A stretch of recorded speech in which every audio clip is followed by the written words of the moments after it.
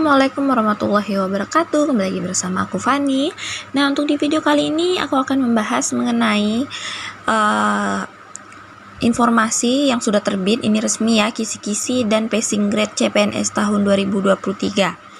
Nah, di dalam surat ini itu adalah nilai ambang batas seleksi kompetensi dasar pengadaan pegawai negeri sipil tahun 2023. Oke, langsung saja kita bahas. Sebelum kita bahas, jangan lupa like and subscribe dan aktifkan tombol lonceng dan share video ini, semoga bermanfaat bagi banyak orang. Oke, nah di sini bisa kita lihat ya seleksi kompetensi dasarnya atau SKD pengadaan pegawai negeri sipil tahun anggaran 2023 itu meliputi tes wawasan kebangsaan atau TWK, tes intelijensi umum atau TIU, tes karakteristik pribadi atau TKP. Nah, adapun materi SKD yang sebagaimana dimaksudkan di sini yaitu adalah TWK. Nah, TWK itu kisi-kisinya di sini tentang nasionalisme, integritas, bela negara, dan 4 pilar negara. Oke, kalian bisa di screenshot saja ya di sini ya. Nah, untuk penjelasan apa itu nasionalisme, integritas, bela negara, dan pilar negara. Kemudian juga termasuk bahasa negara bagian TWK-nya. Nah, kalian bisa screenshot di sini ya, teman-teman. Oke, lanjut ke pembahasan TIU atau tes intelijensi umum. Bagian-bagian dari tes intelijensi umum itu kemampuan verbal, kemampuan numerik, dan kemampuan figural. Nah, adapun bagian kemampuan verbal di sini ya, yang pertama analogi, yang kedua silogisme, yang ketiga analitis. Kemudian pada kemampuan numerik di sini adanya berhitung, deret angka, perbandingan kuantitatif, dan soal cerita. Terus di bagian figuralnya, kemampuan figuralnya ada analogi. Kalian bisa screenshot aja teman-teman untuk pengertian dari masing-masing poin-poin yang sudah aku sebutkan tadi ya. Oke, di dalam figural di sini ada ketidaksamaan, terus ada materi tentang serial. Lanjut ke tes kemampuan pribadi ya di sini ya. Tes kompetensi pribadi ya. Ini tentang pelayanan publik, jejaring kerja, sosial budaya, teknologi informasi dan komunikasi, profesionalisme, dan anti radikalisme. Terus, SKD sebagaimana dimaksud pada diktum pertama ya dilaksanakan dalam durasi waktunya selama 100 menit, teman-teman.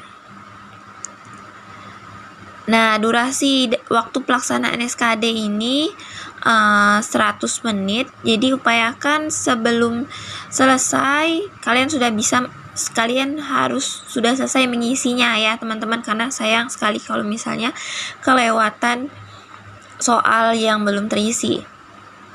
SKD bagi pelamar sebagaimana dimaksudkan dalam diktum keempat itu dilaksanakan dalam 130 menit. Oke, nah di sini yang keenam, jumlah soal keseluruhan SKD itu terdiri dari TWK 30 butir soal, TIU 35 butir soal, TKP sebanyak 45 butir soal. Adapun pembobotan nilai untuk materi soal SKD di sini ya. Untuk materi soal TIU dan TWK bobot jawaban benar itu bernilai 5 dan tidak menjawab atau salah itu bernilai 0.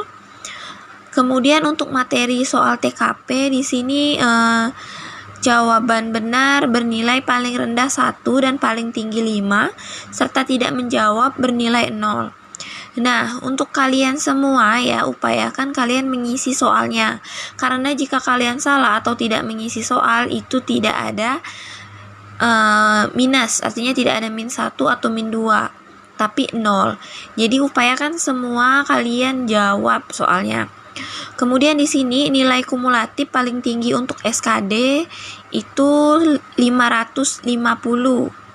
Terdiri dari jika jawaban TWK benar maka mendapat 150, Jika jawaban TIU semuanya benar akan mendapat poin 175.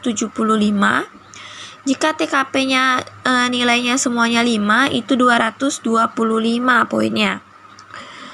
Nah, nilai SKD yang diperoleh oleh peserta seleksi pengadaan PNS tahun anggaran 2023 ini berlaku sampai dengan seleksi pengadaan PNS pada periode berikutnya.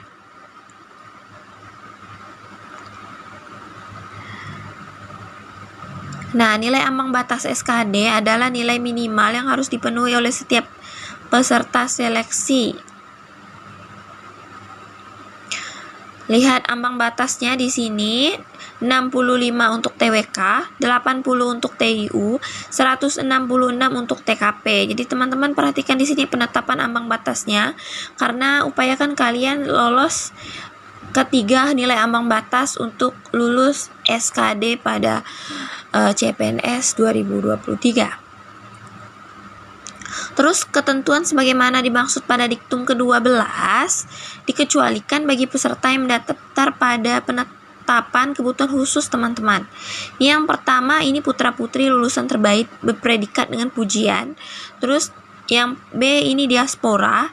Terus yang C penyandang disabilitas, dan D ini adalah putra-putri wilayah Papua. Jadi itu termasuk peserta yang mendaftar dengan penetapan kebutuhan yang khusus, teman-teman. Jadi memang ada aturannya tersendiri. Terus nilai penetapan nilai ambang batas di sini nilai kumulatif SKD paling rendah itu 311 ya. Dengan nilai TIU paling rendah 85.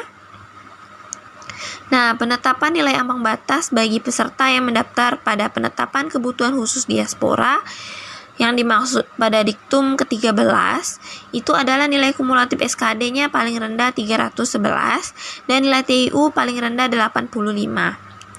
Penetapan nilai ambang batas bagi peserta yang mendaftar pada penetapan kebutuhan khusus atau penyandang disabilitas itu nilai kumulatif SKD-nya paling rendah 286 dengan nilai TIU paling rendah 60.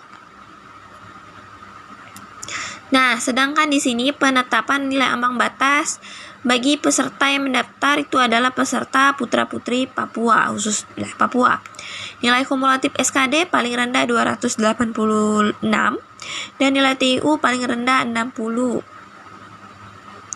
Keputusan ini mulai berlaku sejak tanggal ditetapkan dan apabila di kemudian hari terdapat kekeliruan akan diubah. Jadi itu adalah ini ya teman-teman ya.